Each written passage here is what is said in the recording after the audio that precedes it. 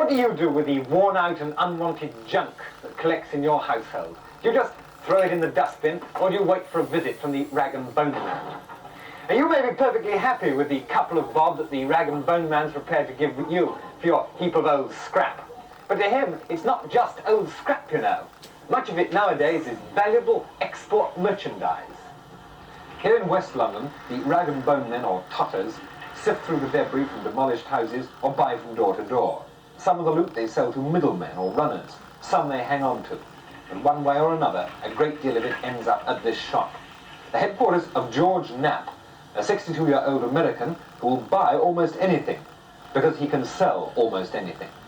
Back in New York, Mr. Knapp has 1,000 square feet of showroom, where his countrymen and women can indulge their taste for paying large sums for the impractical and the improbable. Almost anything goes.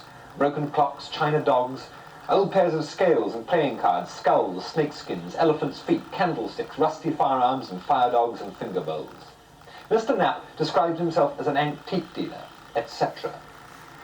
But there's more etc. than antiques about his business. You know, a couple of years ago, you couldn't give away something like that, could you? Well, perhaps in a couple of years, again, we'll be giving away, but right now they are very hot. The original purpose when they went over to the States, and they used to make a lamp out of them. This was in the middle of the pole, about that high, and this was way up holding the shade. No, hold yours down lower. All right, this is what the lamp looked like on a 12-pole, and the shade went on this. But from one thing another, kid knocking him over, they changed it, to now they use it as punch bowls, an arrangement for flowers, and a half dozen other reasons. But everybody has their own purpose.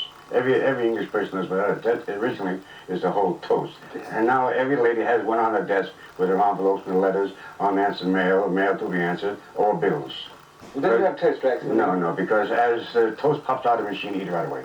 Is there anything else you like? I like the piano.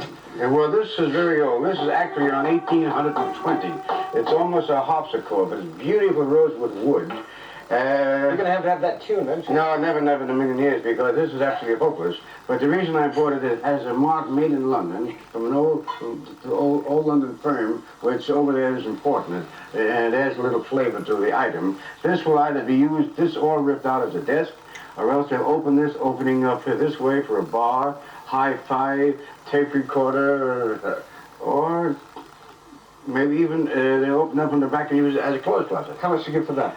15 pounds. That's off the record. That's the highest I ever paid for one, just on account of this, and actually the age. The average piano costs from 2 to 10 pounds. The smaller they are, and the more money they get. What did you sell them for? Over there, in pounds or dollars.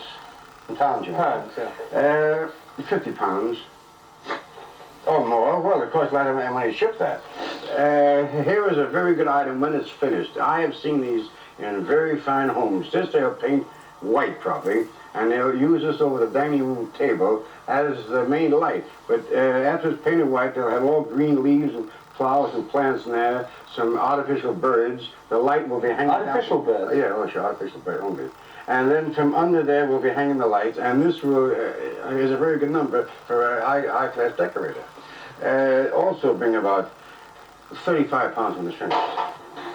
Well, I know what these are for, but I thought you had all modern conveniences in America. Yes, but this isn't used for this, but it's a very popular item over there. I myself have shipped hundreds and hundreds, and my other friends, all together we have shipped thousands, and I put about 100 in each case now. What they are useful, but I do think for what sells these are the good colors, because sometimes they're overall decorated, but there are some that knock the handles off entirely, and then they have a round vase or a bowl for a lamp base, always with flowers and plants. They have these on coffee tables filled with potato chips, oddments, butts, and candies and hard candies. Everybody has their own purposes, and they're easy to handle or hide. They only cost New York about only $4 a piece, a little over a pound.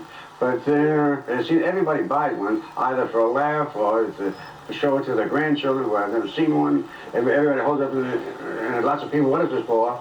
And we have to tell them what it used to be for, but now do whatever you want with it. In 2 days' time, this load will be on the high seas bound for New York.